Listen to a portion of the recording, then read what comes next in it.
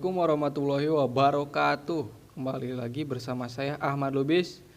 Di sini saya ingin mempresentasikan sistem pendukung keputusan untuk penilaian kerja menggunakan metode AHP pada RSUD Serang.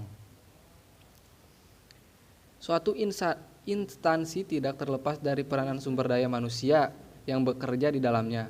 Kualitas sumber daya manusia merupakan salah satu faktor untuk meningkatkan produktivitas kinerja suatu instansi. Oleh karena itu, suatu instansi perlu melakukan penilaian kerja pegawai untuk mengetahui keberhasilan atau ketidakberhasilan dalam melaksanakan tugasnya. Metode AHP ini adalah suatu metode pengambilan keputusan oleh komprehensif dan terstruktur.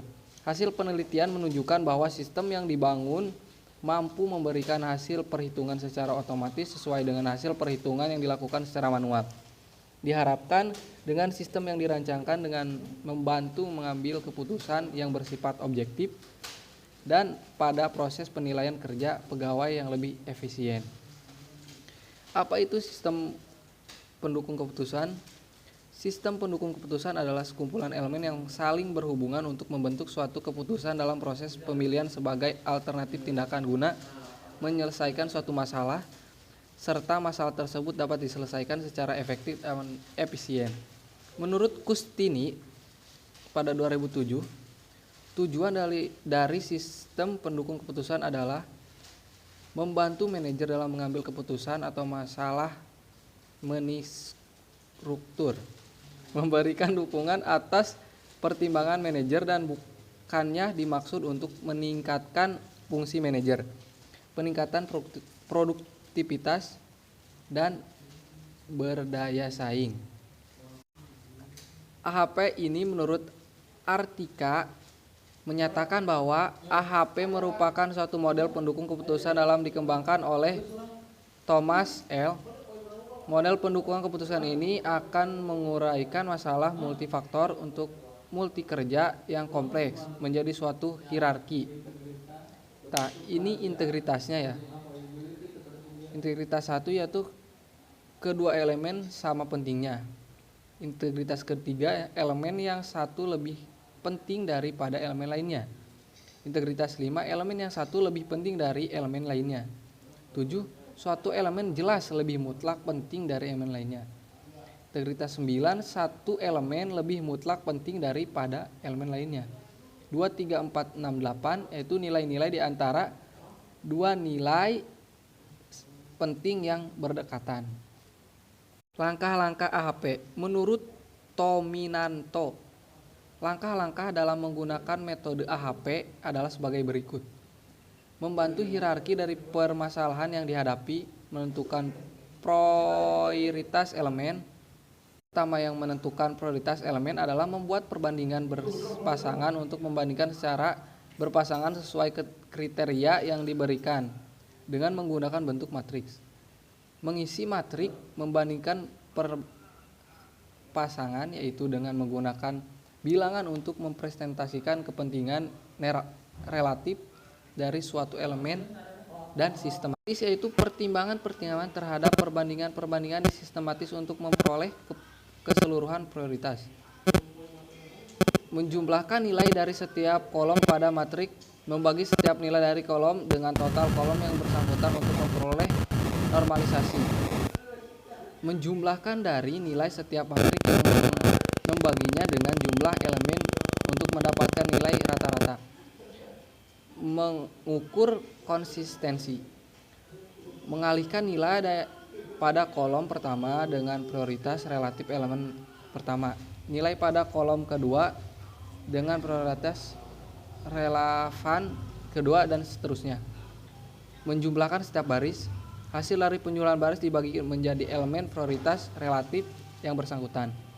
Membagi hasil di atas dengan banyak elemen yang ada, hasilnya disebut dengan a given value. Menghitung indeks konsistensi dengan rumus CI sama dengan HNAS dikurangi N dibagi N, di mana CI konsistensi indeks, agent value, dan N banyak elemen.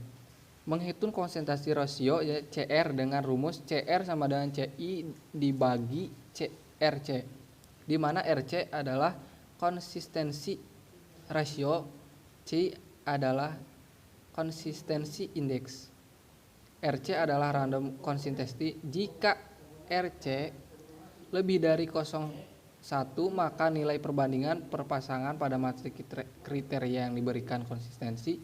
Jika CR kurang dari 0,1 maka nilai perbandingan berpasangan pada nilai matriks yang diberikan pada tidak konsisten. Hasil akhir berupa prioritas global sebagai nilai yang digunakan oleh pengambilan keputusan berdasarkan nilai yang tertinggi. Analisa input dalam metode penelitian ini kriteria yang digunakan adalah penilaian. Yang kedua adalah analisa output. Keluaran yang dihasilkan dari penelitian ini adalah diambil dari jumlah nilai akhir pegawai yang memiliki nilai besar. Analisa uji coba yaitu analisis yang digunakan dalam penilaian pegawai pada karyawan-karyawan yang tadi ada di tabel ya. Pembobotan kriteria yaitu, nah gambarnya ada di pinggir kiri, kalau di saya, kalau di kalian di pinggir kanan. Matrik perbandingan perpasangan diisi menggunakan bilangan untuk mempresentasikan kepentingan relatif dari suatu elemen terhadap elemen lainnya.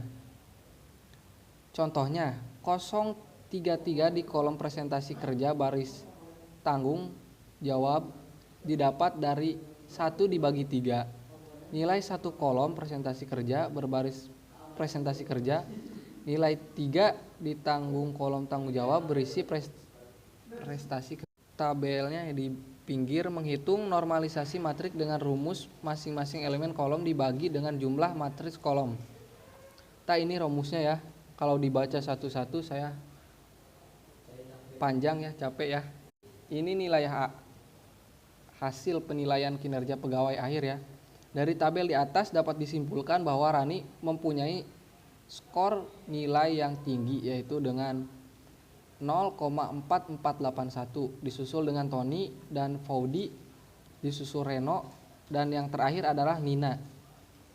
Kesimpulannya berdasarkan hasil penelitian yang digunakan sistem pendukung keputusan menilai kinerja pegawai yang telah dilakukan oleh penulis, dapat diambil kesimpulan yaitu sistem penunjang keputusan untuk penilaian kinerja pegawai menggunakan metode AHP dibuat dengan menggunakan bahasa program visual dan SQL yang sebagai database.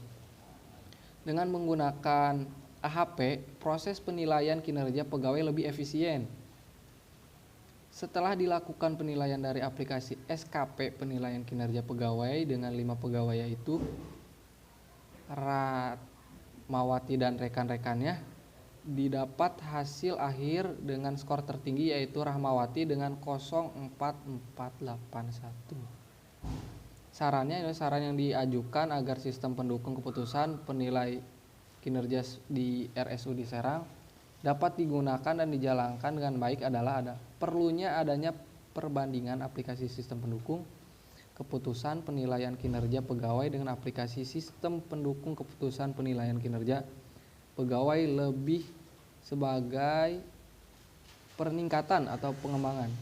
Jika sistem pendukung keputusan penilaian kinerja pegawai sudah berjalan, perlu dalam peralatan maupun perbaikan jika diperlukan sesuai kebutuhan. Terima kasih banyak, kurang lebihnya mohon maaf.